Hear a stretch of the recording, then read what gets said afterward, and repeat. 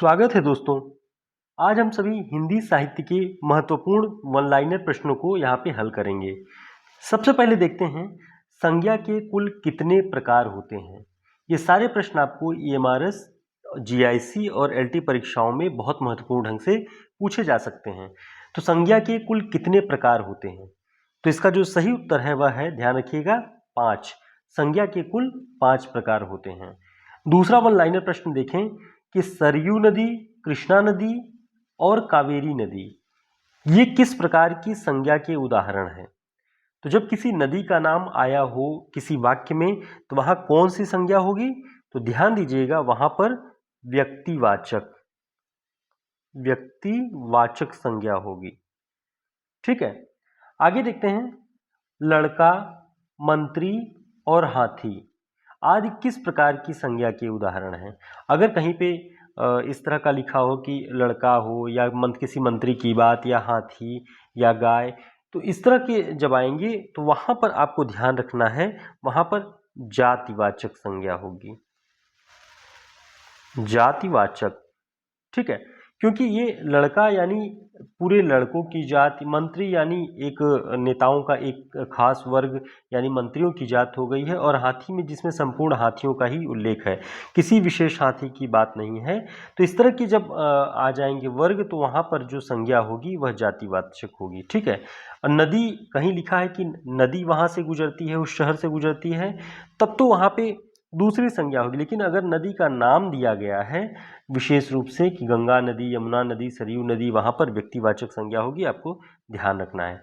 ठीक है, अगला पॉइंट देखते हैं लंबाई, चौड़ाई, कुरूपता, सुंदरता ये किस प्रकार की संज्ञा के अंतर्गत आते हैं। तो संज्ञा कुल 5 प्रकार की होती है, और जहां पे इस रूप के यानी कुरूपता, सुंदरता, लंबाई, चौड़ाई इस तरह का अगर वर्णन हो तो वहां पर जो संज्ञा का रूप होगा वो कौन सा होगा, भाववाचक संज्ञा,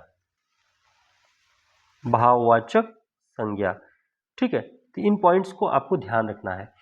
आगे ध्यान दीजिए कि अगला पॉइंट है लखनऊ, इलाहाबाद, उन्नाव, सीतापुर और बहराइच ये सारे जो क्षेत्र हैं ये किस बोली क्षेत्र के अंतर्गत आते हैं। तो इसका सही उत्तर क्या होगा, ध्यान दीजिएगा, इसका जो सही उत्तर है वह होगा अवधी। ये सारे क्षेत्र जो हैं ये अवधी बोली के क्षेत्र हैं। लखनऊ, इलाहाबाद, उन्नाव, सीतापुर, बहराइच, जौनपुर भी ये सब अवधी बोली के बेल्ट हैं। ठीक है, ध्यान रखिएगा। तुलसीदास, जायसी, उस्मान और मंझन ये किस बोली के रचनाकार हैं। तो इसका जो सही उत्तर होगा, ध्यान दीजिएगा, ये होगा अवधी। अवधी बोली के महत्वपूर्ण रचनाकार हैं। तुलसीदास को आप सभी जानते ही हैं, जायसी भी हैं भक्तिकाल में सूफी काव्यधारा के अंतर्गत। इसके अलावा उस्मान और मंझन का नाम भी अवधी बोली के महत्वपूर्ण कवियों के रूप में आता है। अगला पॉइंट है किस समास में पूर्व पद विशेषण और उत्तर पद विशेष्य होता है। तो इसका सही उत्तर क्या होगा, तो ध्यान दीजिएगा, इसका जो सही उत्तर है वह होगा कर्मधारय। कर्मधारय समास में पूर्व पद विशेषण होता है और उत्तर पद विशेष्य होता है। अगला पॉइंट है कुमाऊं और गढ़वाल। कुमाऊं और गढ़वाल में जो प्रयुक्त बोली है वो कौन सी है, यानी इस पूरे प्रदेश में, क्षेत्र में कौन सी बोली बोली जाती है। तो ध्यान रखिएगा, पहाड़ी हिंदी।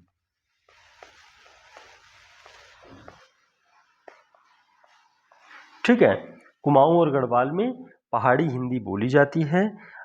इसका जो विकास है वो प्राकृत, खस प्राकृत के अंतर्गत माना जाता है। ठीक है, खस अपभ्रंश या खस प्राकृत के अंतर्गत इसका विकास पहाड़ी हिंदी का माना जाता है। तो ये सारे पॉइंट्स बहुत महत्वपूर्ण, इसे देखिएगा। आगे हम और देखेंगे महत्वपूर्ण पॉइंट्स। इसके पहले दोस्तों ध्यान रखें, हिंदी साहित्य का ये शॉर्ट नोट्स और टेस्ट सीरीज ये दोनों आपकी परीक्षाओं की दृष्टि से यहाँ पे उपलब्ध हैं।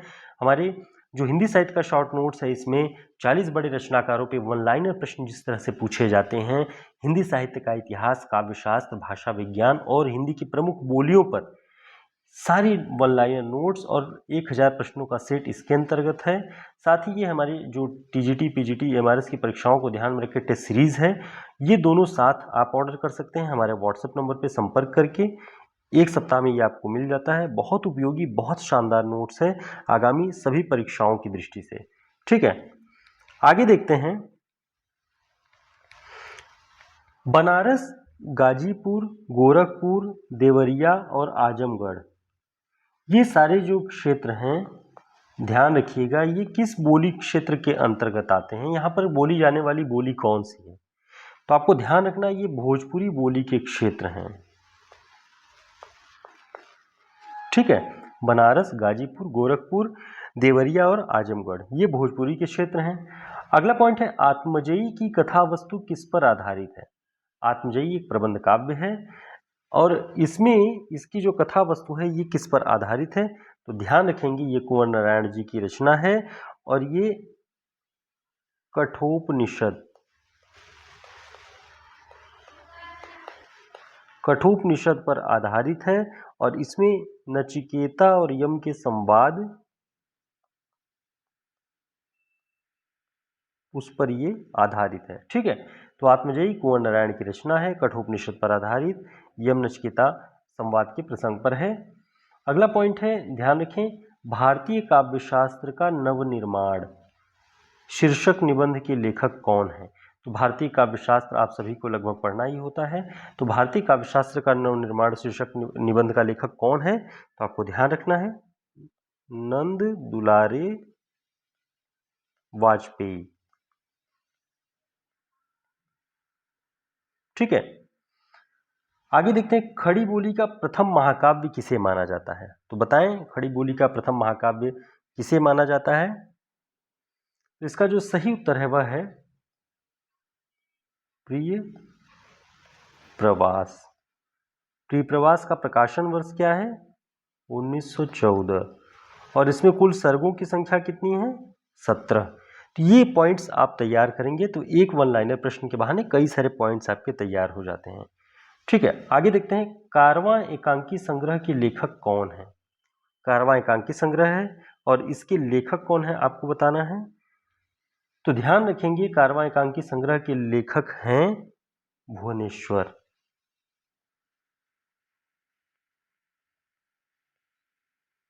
ठीक है, भुवनेश्वर का है, इसे ध्यान रखिएगा। तांबे के कीड़े भी इनका एकांकी है, इसे भी ध्यान रखें। आलोचना और विचारधारा, आलोचना और विचारधारा नामक पुस्तक के लेखक कौन है, तो आपको ध्यान रखना है आलोचना और विचारधारा डॉक्टर नामवर सिंह की पुस्तक है। ठीक है, आलोचना और विचारधारा, इतिहास और आलोचना भी इन्हीं की पुस्तक है। भाग्यवती उपन्यास को हिंदी का प्रथम उपन्यास किसने माना है। तो भाग्यवती उपन्यास को प्रथम उपन्यास किसने माना है हिंदी का, विजय शंकर मल्ल।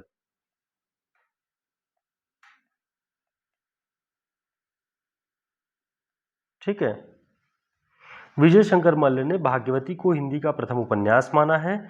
भाग्यवती का प्रकाशन वर्ष क्या है, तो ध्यान रखेंगे 1877। देखते हैं अगला पॉइंट, हिंदी का कानन डायल किसे कहा जाता है। हिंदी का कानन डायल किसे कहा जाता है, तो इसका सही उत्तर क्या होगा। इसका सही उत्तर है गोपाल राम गहमरी।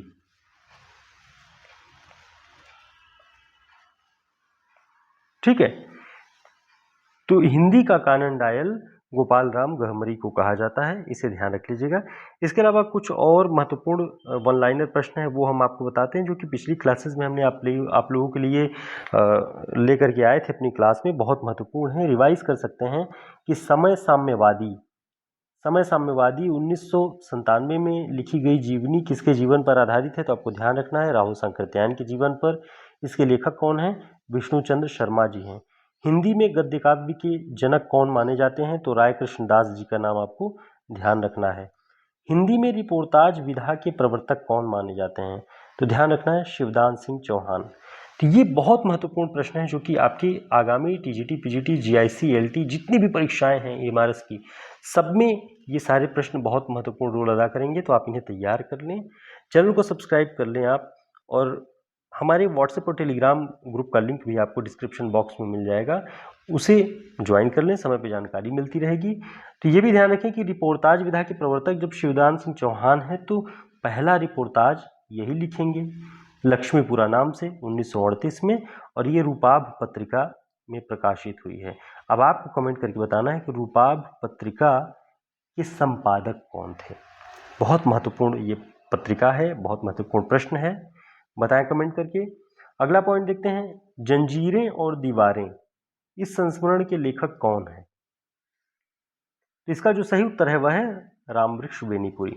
जंजीरें और दीवारें। रामवृक्ष बेनीपुरी का जन्म किस वर्ष हुआ है? 1896 में। बालकृष्ण शर्मा नवीन, इनका उपनाम नवीन है बालकृष्ण शर्मा जी का, 1897 में इनका जन्म वर्ष है। यानी रामवृक्ष बेनीपुरी का 96 में है और बालकृष्ण शर्मा नवीन का 97 में। तो आप इस तरह से भी जन्म वर्ष वाले प्रश्नों को तैयार कर सकते हैं। हमारी पिछली क्लास महत्वपूर्ण 25 से 30 रचनाकारों के जन्म वर्ष वाले क्रम पर ही आधारित है, आप जाकर के वीडियोज में देख सकते हैं।